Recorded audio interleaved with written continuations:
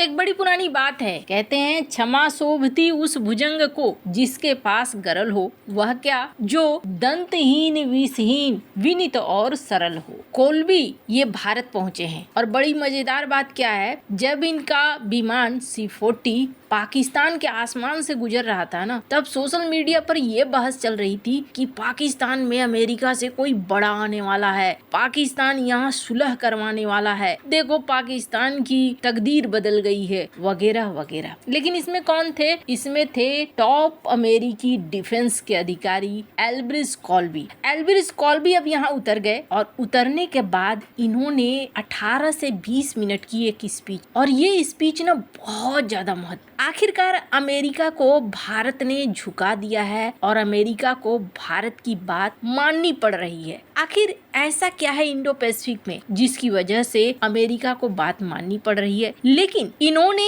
एक और बात कही जो बहुत प्रैक्टिकल है, और ऐसे में भारत को तैयार रहने की जरूरत है। जियोपॉलिटिक्स में बहुत कुछ चल रहा है, हमेशा की तरह जानने को मिलेगा बहुत कुछ, इसलिए वीडियो को अंत तक जरूर देखें। ये जो इलाका है ना, ये इलाका कहलाता है इंडो पैसिफिक, और यहाँ का राजा एक ही है और वो है भारत। भारत के बगैर अगर आप सोच रहे हैं कि इंडो पैसिफिक में आप बहुत कुछ करके निकल जाएंगे, तो वैसा कुछ होने वाला नहीं है। अमेरिका और भारत के बीच में पिछले कुछ समय से रिश्ते खराब ही रहे, डोनाल्ड ट्रंप के शुरुआत से, और उसके बाद अब भागे भागे पहुंचे हैं टॉप अमेरिकी रक्षा अधिकारी एल्ब्रिज कॉल्बी। एल्ब्रिज कॉल्बी अभी यहाँ पर रहेंगे, लेकिन ये किसी खास मकसद से आए हैं, खास काम से आए हैं, और पहली बार अमेरिका ने दुनिया के सामने अपनी बातों को साफ तौर पर कह दिया। ये जो इंसान देख रहे हैं आप, ये साधारण इंसान नहीं है, ये बंदा अभी वो है जिसने वो किताब लिख दी है जिस किताब के आधार पर अभी चलने वाला है अमेरिका की पॉलिसी, खास करके इंडो पैसिफिक में, और चाइना के खिलाफ जो पॉलिसी चलेगी वो कुछ ऐसी ही चलेगी। डोनाल्ड ट्रंप और अमेरिका कहीं न कहीं वेनेजुएला और ईरान के ऊपर एक्शन के साथ चाइना को कंट्रोल करने की कोशिश कर रहे थे। वेनेजुएला पर एक्शन इनका सफल रहा, लेकिन ईरान पर इनका एक्शन पूरी तरीके से सफल नहीं रहा। अब ऐसे में आगे क्या होने वाला है? क्या चाइना इसका फायदा उठाने वाला है? और चाइना ने साउथ चाइना सी में अपने आप को दिखलाना भी शुरू कर दिया है। जैसा कि हमने बताया कि फिलीपींस में चाइना ने अपनी ताकत दिखलानी शुरू कर दी। ऐसे में जब टॉप अमेरिकी रक्षा अधिकारी भारत आते हैं तो इन्होंने बहुत बड़ी बातें कही है।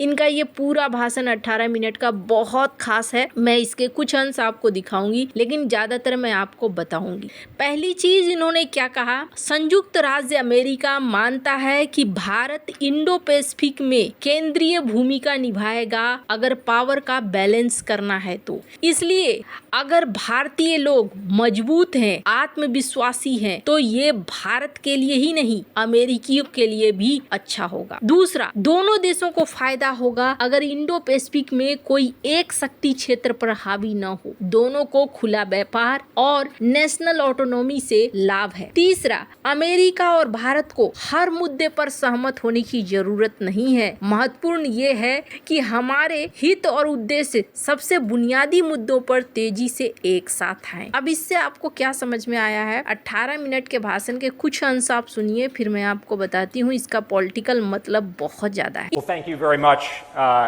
Indrani, for the generous invitation to be here. It's a real pleasure to be here at the Ananta Center and to see many friends in the audience. So, good afternoon to all of you, and thank you for hosting me here today during my first visit to India as the Undersecretary of War for Policy. It is a personal honor to be making this visit to a great country that is not only one of the world's ancient civilizations, but also increasingly one of its pivotal strategic actors. The United States views India with deep respect.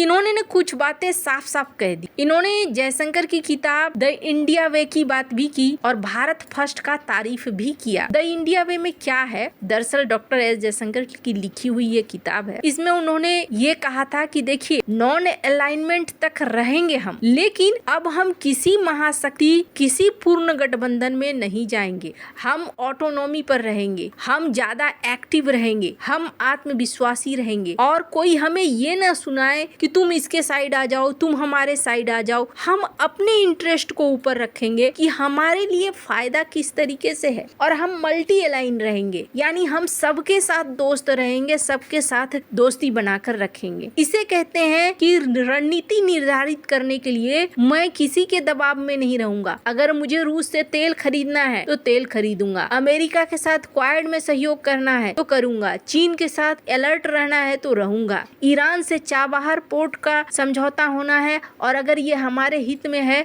तो हम करेंगे। Doctor S Jaishankar ने कहा कि अब हम किसी से साझेदारी नहीं, बल्कि अगर हमारी जरूरत है अमेरिका के साथ मिलने की, अमेरिका के साथ मिलेंगे, चाइना को मैनेज करने की, चाइना को मैनेज करेंगे, यूरोप के साथ मिलने की तो यूरोप के साथ मिलेंगे, रूस के साथ मिलने की तो रूस के साथ, जापान के साथ तो जापान के साथ। हमारे राष्ट्रीय हित पहले आएंगे। और ये चीज कॉल्बी ने स्वीकार किया कि ठीक है, डॉक्टर एस जयशंकर जो कहते हैं इंडिया वे, तो हम इंडिया वे के लिए तैयार हैं और हम मानते हैं कि दोनों एक अच्छे गठबंधन है। हो सकता है कि हमें किसी बात पे मतभेद हो, हम एक दूसरे की बात नहीं माने, लेकिन हम साथ चलेंगे इंडो पैसिफिक के लिए। अब ये तो रही अच्छी बातें, पर मैं आपको बता दूं कुछ बातों को उन्होंने और कहा है। पहली बात, रूल बेस्ड इंटरनेशनल ऑर्डर ये खारिज हो रहे हैं, यानी अब भावनाएं, आदर्शवाद, पुरानी औपचारिकताएं ये नहीं चलेंगी। अब तुम्हारा फायदा है, मेरा फायदा है, इस चीज को देखा जाएगा। जियोपॉलिटिकल और प्रैक्टिकल प्रॉफिट देखा जाएगा। अमेरिका भारत को एक ऐसा साथी कह रहा है जिसे हम छोड़ नहीं सकते हैं। पावर बैलेंस में भारत की भूमिका है, यानी ट्रंप की अमेरिका फर्स्ट और भारत के लिए भारत फर्स्ट। ये चाहते हैं कि भारत मजबूत हो, लेकिन उतना मजबूत हो जितना अमेरिका के लिए फायदेमंद है। और ये साफ साफ कहते हैं कि हमारा रिश्ता व्यवसायिक है। व्यवसायिक मतलब जहाँ हित मिले वहाँ सहयोग करेंगे। भले ही रूस मामले में आप हमारे साथ नहीं हो, ईरान मामले में नहीं हो, चाइना मामले में नहीं हो। कॉल्बी चीन को खतरा मानते हैं और उनका कहना है कि चीन को काउंटर करने के लिए भारत मजबूत रहना चाहिए। फिर वो ये बात भी साफ कर देते हैं कि अब क्या सीन हो गया है, अब सीन हो गया है hard power, balance of power और नेशनल इंटरेस्ट की भाषा चलेगी। यानी अब वो दोस्ती वोस्ती नहीं, अब जो रिश्ते हैं वो गहरे हैं, प्रैक्टिकल हैं। अब इससे क्या होगा, भारत फ्री है, भारत चाहे तो S-400 खरीदे, ये भारत के हित के लिए है। और अमेरिका फ्री है कि अमेरिका चाहे तो पाकिस्तान का यूज करे। भारत फ्री है अगर भारत ईरान के साथ चाबहार का प्रोजेक्ट करता है तो। अब इसका साधारण मतलब समझिए। साधारण मतलब ये है कि अमेरिका को इस चीज का एहसास हो गया है कि इंडो पैसिफिक में वो अकेले नहीं लड़ सकते, पहली बात। दूसरी बात, भारत को इग्नोर करके, भारत को दबाकर, भारत को परेशान करके अमेरिका